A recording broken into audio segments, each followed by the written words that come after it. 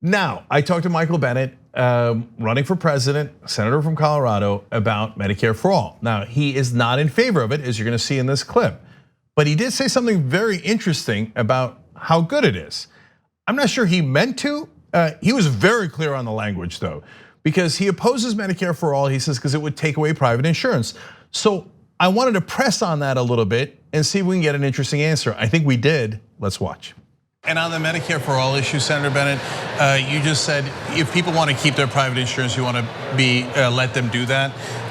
Under Medicare for All, they would have more expanded coverage, so it's not that they would lose their insurance. It's right? Actually that's what the authors of the bill now say. That is not what the bill says. And if you hear Bernie say, listen to what he says. He says you can buy insurance for cosmetic insurance, what he calls cosmetic insurance, which is for plastic surgery, I guess. Right. So I guess, yeah, you can buy it if you want plastic surgery, but otherwise it makes illegal all forms of private insurance that contain the same elements that Bernie's Cadillac plan, and it is a Cadillac plan, which is awesome, contains. So, there's legislation. You can go read it and see if you think I'm telling No, I agree. I think I might have. We have a miscommunication well, then there. You and I we've had, I had right. One and you had one. So no, you just referred to it as the Cadillac package, that's awesome. My point is that would replace private insurance, what you just described as awesome insurance, for Medicare for All. Right, yeah. Oh, it's Cadillac insurance, man, it is. Okay, so they would lose their private insurance in favor of awesome Cadillac insurance. That's right. Okay. Yeah. Well, that was clear. And I double checked. I asked the other reporters that were there. He just said what I thought he said, right? Yeah, he kind of got caught there, right? Because he's not in favor of it. He's not going to vote to support it. But the way that you asked your questions kind of got him cornered, right? Because the point wasn't I think that's true. And you didn't even intend to do it. Like no, that's the incredible part. So look, guys, we have this reputation of being progressive because we are, but that's different than the questions that we're asking, and it never messes with the facts. Okay, if you do, then you've lost credibility, and we didn't spend 17 years building this program and get all this audience because we don't have credibility. No, we care deeply about the facts, and in fact, in this situation, what I'm trying to do is clarify the facts, because people like Senator Bennet keep saying if you do Medicare for All, you will lose your private insurance. And I said that's fine.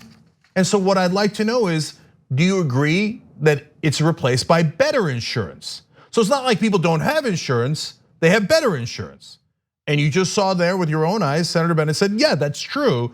They would have, quote, awesome insurance under Medicare for All.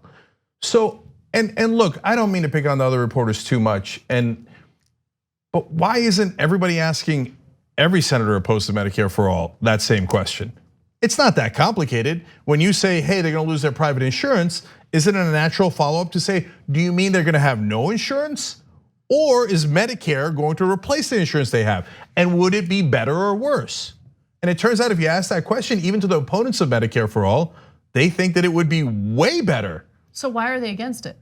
He went on to explain, and look, we try to give the full context also in individual clips that you can see on YouTube and on tyt.com. He said, look, I don't want people to not have a choice. So you could pay more for a crappy private insurance, or you could pay nothing for the Cadillac package and awesome insurance.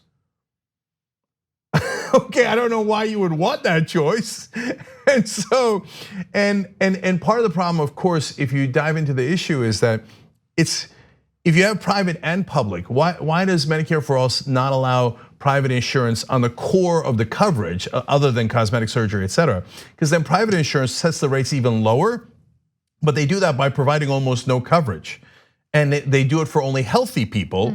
And so they get all the healthiest people into that pool, and they unload all their costs onto the public that is paying for Medicare for All. So it's not really a choice they're creating, it's a Hobson's choice. And it creates a situation where they they socialize all the costs onto us and then pretend that private insurance is better. But as Senator Bennet just explained there, in the Medicare for All system, you would only have the awesome insurance. Now, it's not to say that it's free.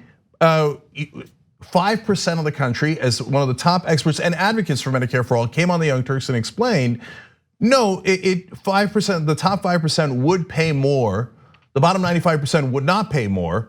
So if you're in the top 5%, you say, look, I don't really want to pay for other people's insurance, et cetera. I just want to keep mine. And if your kid's got cancer and you don't have insurance, that's your problem, not my problem. Okay, that's an opinion to have. I feel like you just answered your previous question about why the media doesn't ask the questions that need to be asked in terms of like, why is it that you don't support this policy? Remember, most people in media aren't like us. They're not like, making the money that we're making. They're not, in some cases struggling. They're not dealing with instability. They're usually getting giant contracts, making millions of dollars. I'm talking about on-air news people who get the opportunity to ask these questions. Yeah, no, I hear you. To be fair and accurate, the guys on TV make a gigunda amount of money. A lot of the people in that room, the reporters, et cetera, don't necessarily make anywhere near that money.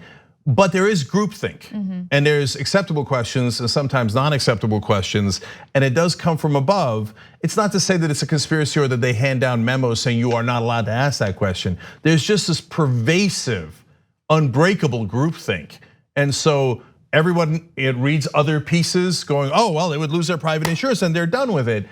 We really are asking them to go a little deeper, and it's not too much to ask to say, okay, then what would replace it, and is it better or not? And if you go one step further, you get really interesting answers that illuminate the issue way better than the current national conversation. On the go, don't worry, we got you covered. You can still listen to TYT at our new podcast network. Find us on Apple Podcasts, the Google Play Store, or at tyt.com/podcast.